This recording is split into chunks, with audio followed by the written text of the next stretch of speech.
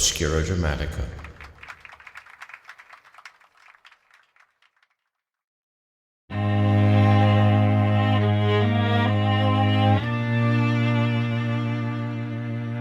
Have you ever been roused from a dream so deep that upon awakening you've forgotten who and where you are?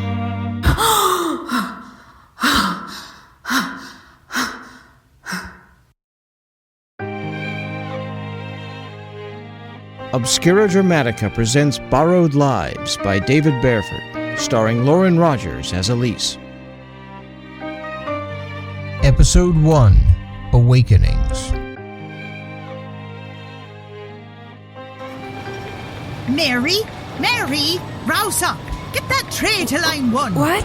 Mr. Davies called for more pearns near 5 minutes ago. You can't sit down dawdling. Pearns?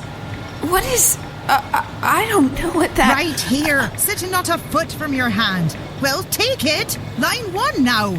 Look sharp, Mary. Bring down trouble on us, that one. But I'm not... Mary... I stand in a cavernous building, surrounded by great machines assaulting the senses with noise and heat.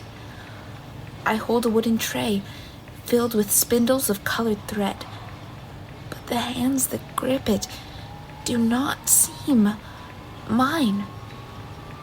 Age spots, knobby knuckles, unfamiliar scars.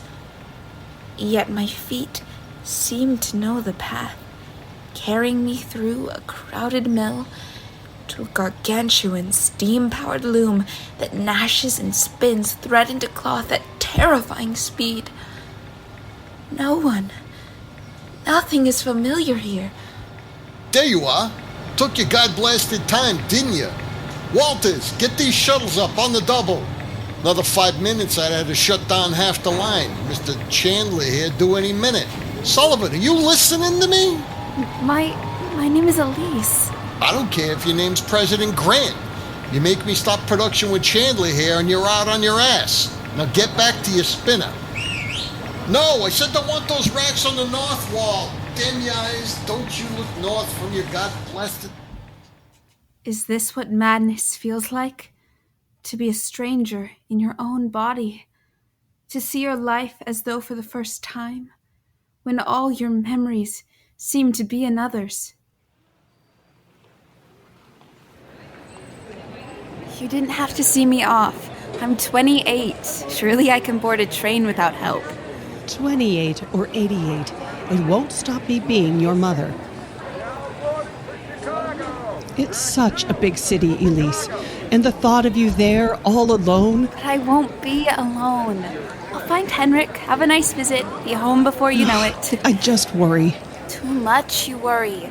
All this fuss for a silly telegram. It was a peculiar telegram. It didn't sound like your brother at all. I have to go. Make sure Annika feeds the goats. I should be back before Daisy kids. But if not, get Carl to help. He's good with birthing. Elise. I'll be fine, Mother. Don't worry.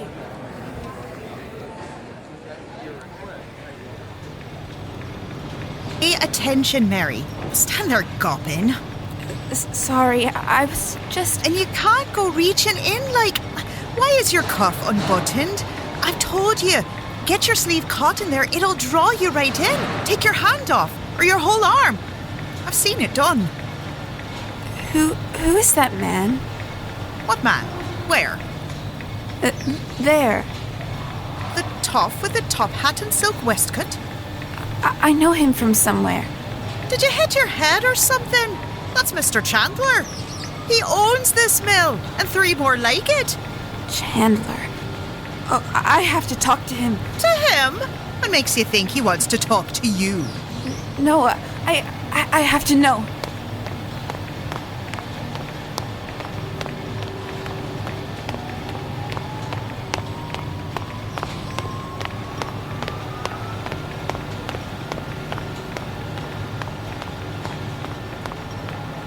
Averaging 210 picks a minute, there, and I think that we could pick that up. 210? My Fullerton mill is running nearly 250. But Mr. Chandler, they have half again our looms, and we're not... It's not about how many looms, Davies. It's about efficiency.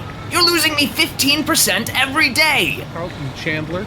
Yes, and you are? But we have a private discourse, sir. On what topic, pray tell? A certain society to which you belong. I am a member of many prestigious organizations and The clubs. BHS. Hey, Mr. Chandler ain't got time for every Tom, Dick, and Harry who comes in here and... Davies, see to your looms. I'll handle this. And you, sir, how do you know my name? More to the point, how do you know of the society? Somewhere private. Follow me. How could I have no memory of this entire factory and be acquainted with its owner? Yet I somehow knew Mr. Chandler. The round and florid face, the wispy, thinning hair, the belly bulging under the biscuit. I knew him, but from where? Sometimes, when I struggle to remember, I find it best to let my mind drift. Welcome to the New Eden Hotel. Thank you. I'm afraid we're full up if you're looking for lodging.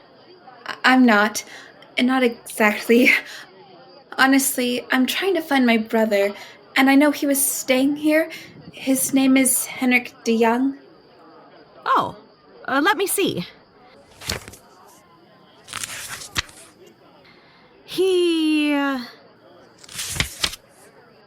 He's not a current guest. I'm sorry. Good afternoon. Did I hear you were looking for Mr. DeJong? Yes, sir. He's my younger brother. We're from Indiana. Oh, Indiana. Oh, I believe I remember him. Handsome lad, about so tall, bit of a thin mustache. Yes, that's Henrik to a T. Oh, he moved on from here, I'm afraid. At least a fortnight ago. Found a position, as I recall. Yes, his telegram said so, but few other details. It was sudden and peculiar. My mother is worried for him. Well, sorry we couldn't be of assistance. Liberty, don't be so quick to brush off a guest. What have I told you about serving the customer? Yes, Mr. Chandler. Have you other relatives in the city, Miss... DeJong. Elise DeJong. And no, we know no one in Chicago. Have you a place to stay, then? To be honest, I hadn't thought that far in advance. Liberty, find Miss DeJong a room. I think we're full, sir. I'm sure there's something available on the 4th floor. But, Mr. Libby, Chandler... 4th floor. I don't want to put anyone out. Nonsense! You can always accommodate a young lady who has traveled so far. The New Eden Hotel! I had met Mr. Chandler there on the day I arrived, and I thought him the proprietor. But to encounter him here, in a textile mill, which he seems to own? Something didn't add up. But then, nothing did. Chandler had moved into a narrow corridor between a wall and a great whirring machine, whose armatures rose and fell like the legs of 100 spiders tying up their hapless prey. He was speaking with another man, tall and with a hawkish nose, in a dark overcoat with an ulster cloak at the shoulders. They seemed to be arguing, but I could not make out most of the words. I crouched behind some crates to listen. I don't know what you mean. I am a member of a civic organization that caters exclusively to businessmen of the highest caliber. We know who you are. We know. Keep your voice down. We know that you are nothing more than a soul in an envelope, sir. Don't play coy. We will stamp out every member of the Broken Hourglass. Shut it off! Shut down this country!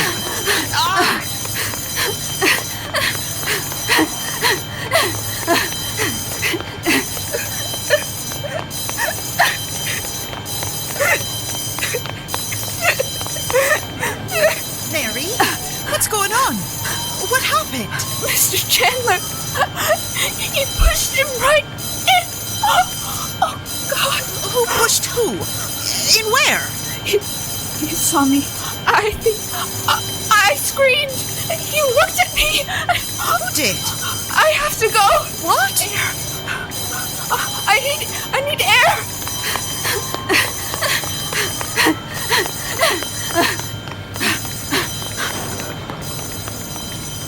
Oh God.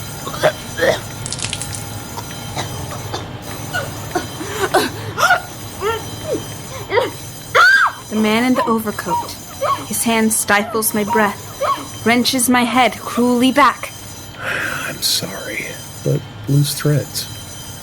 It only hurts a moment. There is a flash of a shaving razor, a searing pain at my throat, and then...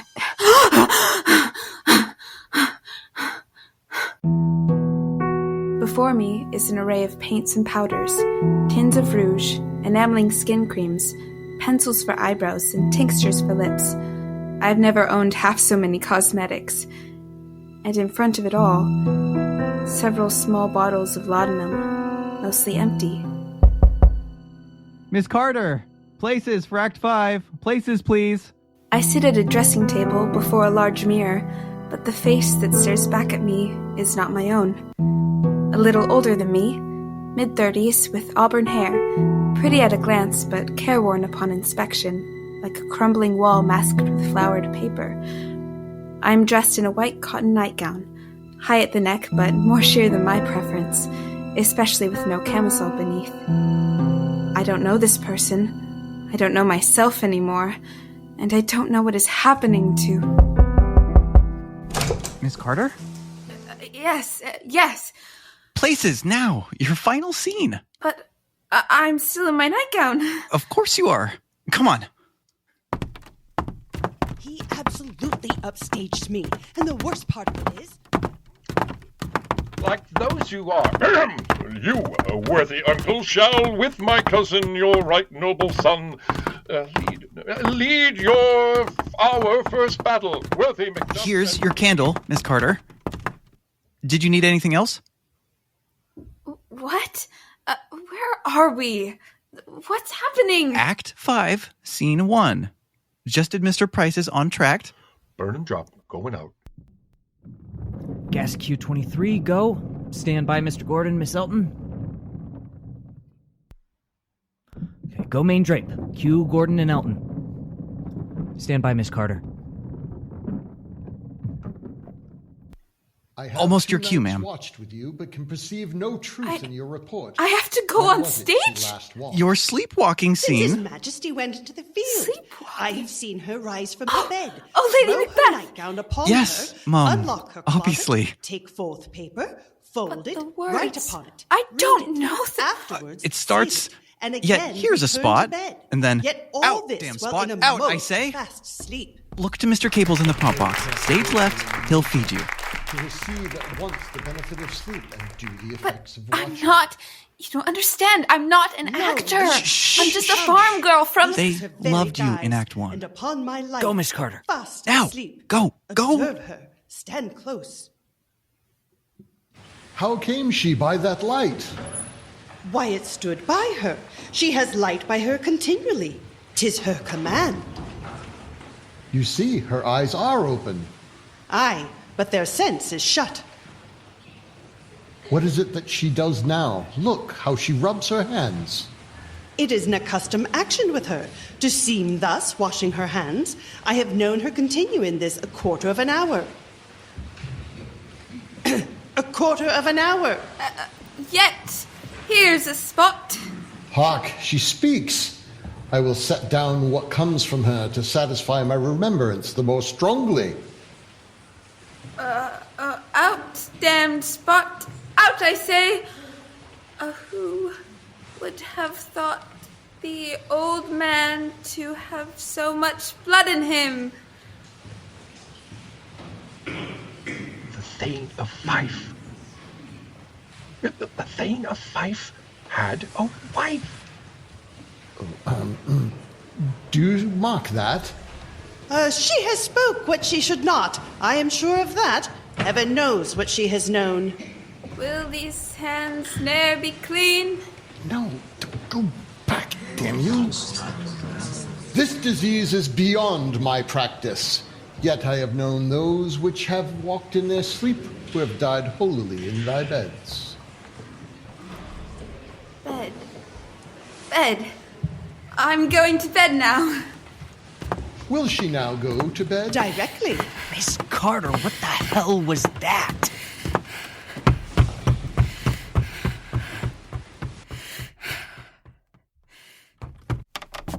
Evening, Miss Carter. Leaving already? Yes, I am. Going out in your costume, ma'am? What? Oh, dear. No, I have to. Take my coat, ma'am. It'll keep you warm and decent and all. There you go. Be safe now. Thank you, Mr. Clarence. Just Clarence, ma'am. Clarence. Good night.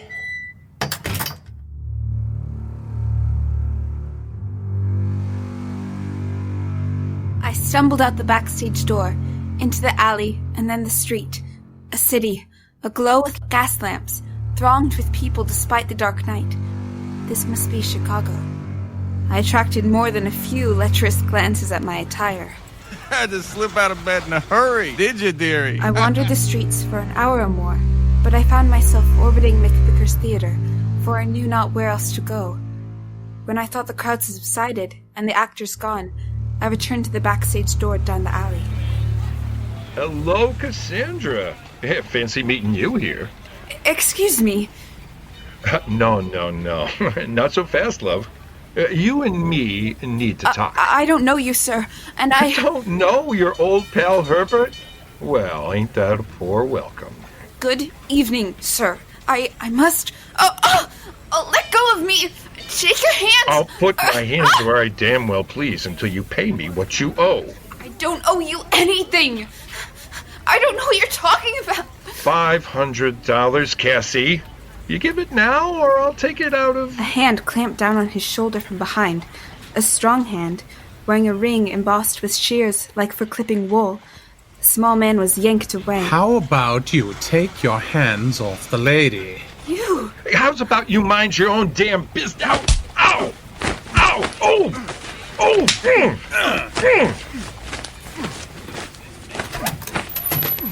Miss Carter? Clarence! There's a man outside. He... Herbert Dawkins. I seen him. He bad news, ma'am. He... No, not him. Another. Don't let him in. Ma'am? Miss Carter? I'm not sure what I was expecting to find back in the dressing room. A change of clothes? Certainly. A place to hide? Perhaps. Answers to whatever the hell was happening to me? I didn't know. I find a corset and a dress that seems to be the actress's street clothes. My makeup is streaked and smeared and looks a fright, so I avail myself of some cold cream on the vanity. And there, in what I can only assume is Miss Carter's hand, I find a note. I have done too much to forgive. Too little to justify my pathetic life. There is no way out for me. Better the eternal sleep from the poppy than one more day of this miserable half-life I lead. Tell Mr. Vickers I am sorry. Tell Agatha, my understudy, not to gloat too much. Forgive me. Good night, sweet prince, and flights of angels sing thee to thy rest. Cassandra Carter. The laudanum bottles. She was already dead when I... Oh, God... What is happening? Who am I? Clarence? Oh, Clarence! Oh, you're breathing, thank God. Who did this to you? Wake up! Clarence! Open! Let me out! How can it... keys! Where are your keys? Oh, come on, Claire.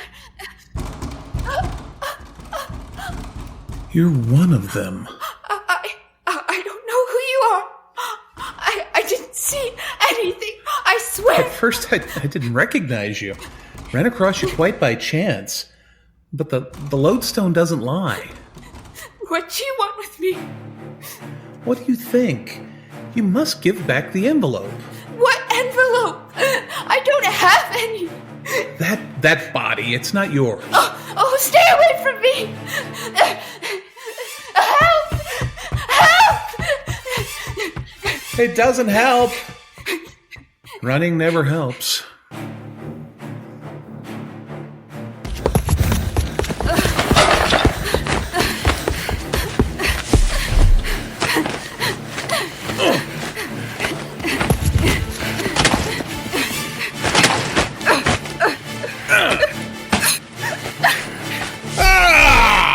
Hat pen, is it? Now that's not nice. And what do you hope to find in the catwalks, lady? If you are a lady.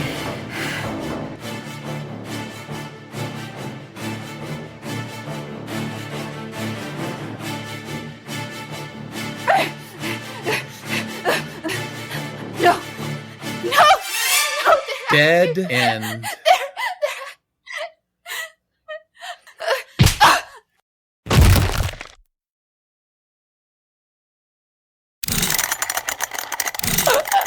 A theater is such a wonder, isn't it? All these nooks and crannies, tools and rope, a built-in fly system for a gallows, and you were even kind enough to write a suicide note. I'm not a cruel man. I don't relish killing, but before you die thinking you'll just borrow another life and track me down, know this. We know how to end your kind, and we're coming for you. The hell you will. Don't worry, Miss Carter, I'm...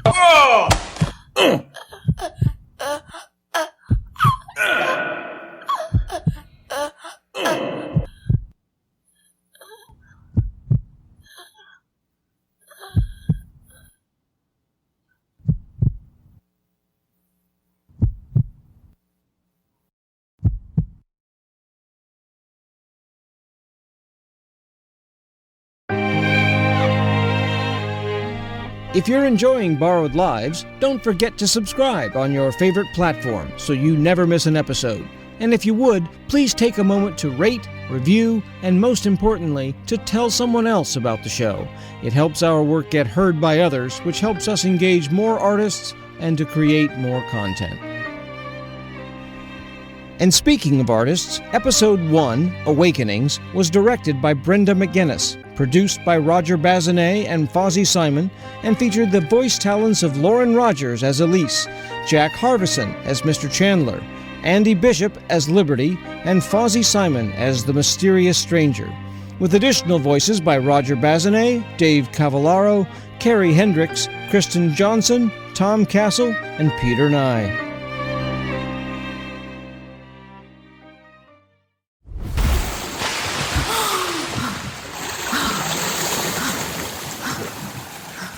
That cold water wakes you right up, don't it? Brrr.